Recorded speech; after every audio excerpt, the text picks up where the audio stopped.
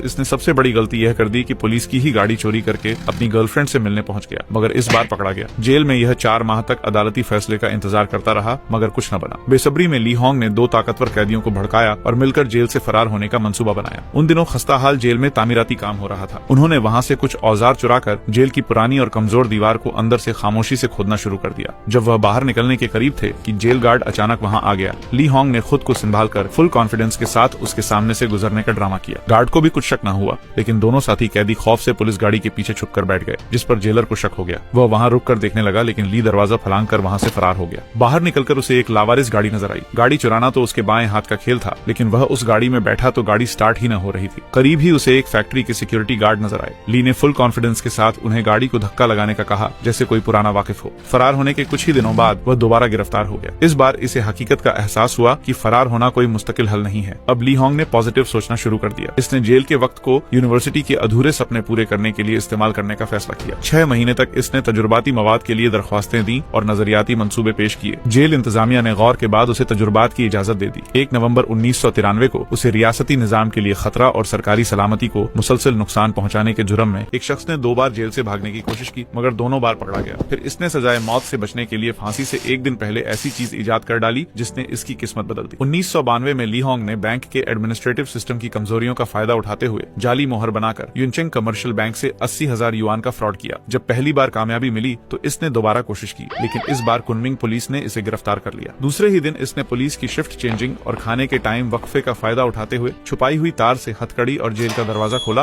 और भाग निकला। सबसे पहले इसने फौरन घर पहुंचकर जाली मोहर के तमाम सबूत मिटा दिए। पुलिस भी फौरन इसके घर पहुंची और तलाशी ली, मगर न तो ली होंग मिला और न ही कोई सबूत। असल में ली होंग उस टाइम अपने ही घर की छत पर छुपा हुआ था। पुलिस को चकमा देने के बाद वह गुयांग फरार हो गया। वहां पहुंचकर एक राहगीर से बात करते हुए ली होंग ने इसकी गाड़ी की चाबी का नक्श अपने जहन में बिठा लिया और फौरन जाकर बिल्कुल वैसी ही चाबी तैयार करवा ली। फिर मौका मिलने पर इस शख्स की गाड़ी चोरी कर ली। गाड़ी चलाते हुए इसने सीधा नानिंग ग्वांगसी की तरफ सफर शुरू किया, मगर बदकिस्मती से रास्ते में एक मोड़ पर गाड़ी उलटकर खाई में जा गिरी। अगरचे इसे कोई चोट न आई, लेकिन गाड़ी इतनी खराब हो चुकी थी कि मरम्मत के पैसे भी न थे, लिहाजा इसे गाड़ी छोड़नी पड़ी। कुछ अरसा बाद इसने सबसे बड़ी गलती यह कर दी कि पुलिस की ही गाड़ी चोरी करके सरकारी सलामती को मुसलसल नुकसान पहुंचाने के जुर्म में सजा-ए मौत सुना दी गई। फैसले के बाद इसने अपनी बीवी को माफी का खत लिखा और शर्मिंदगी का इजहार किया। मौत के साए तले इसने तजुर्बात न छोड़े और दिन रात तहकीक करता रहा। आखिरकार दिसंबर 1993 में सजा-ए मौत से सिर्फ 1 दिन पहले इसकी ब्रशलेस इलेक्ट्रोमैग्नेटिक मोटर कामयाब हो गई। जेल के सुपरिटेंडेंट ने सजा मुअत्तल करने की दरख्वास्त की, जिसे अदालत ने मंजूर कर लिया। इसी साल 16 मार्च को गैर मामूली खिदमात के एतराफ में अदालत ने सजाए मौत को 2 साला मुअत्तली में बदल दिया। 2002 में ली होंग ने अपने साबिका फरार के तजुर्बात की बुनियाद पर टेक्निकल एक्सपर्ट्स के साथ मिलकर एक मुकम्मल कंप्यूटराइज्ड जेल मॉनिटरिंग सिस्टम तैयार किया। जेल में इसकी शानदार कारकर्दगी के बाइस इसे कई बार सजा में नरमी मिली, लेकिन कानून के मुताबिक सजाए मौत मुअत्तल होने के बाद कम से कम 15 साल कैद लाजमी होती है। लिहाजा कारनामों के बावजूद ली होंग ताओ को 2009 में रिहा किया गया। मौत के मुंह से बचने के बाद इसने दोबारा कभी किसी गैर कानूनी सरगर्मी में हिस्सा नहीं लिया